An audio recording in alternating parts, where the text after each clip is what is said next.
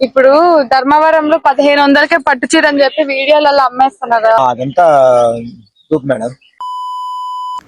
Hello అందరికీ, ఈరోజు మనం కోసవారపల్లి అనే గ్రామానికి వచ్చాము. ఇది అన్నమయ్య జిల్లాలో ఉంది.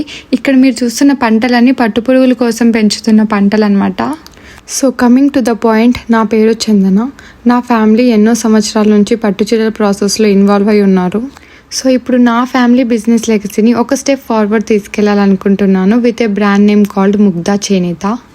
అసలు పట్టు చీరలు ఎందుకు ఇంత కాస్ట్లీ, ఇవి ఎలా తయారవుతాయి, వీటి వెనక ఉన్న యూనిక్నెస్ ఏంటి అని మీరు ఎప్పుడైనా ఆలోచించారా? పట్టు చీర అంటే కేవలం చీర మాత్రమే కాదు, అది మన సాంప్రదాయం, మన ప్రతీక. సిరికల్చర్ అంటే మీకు తెలుసా? సో ఇవన్నీ ఎక్స్ప్లెయిన్ చేయడానికి నేను ఒక న్యూ సిరీస్ స్టార్ట్ చేయబోతున్నాను. దాని పేరే జర్నీ ఆఫ్ పట్టు.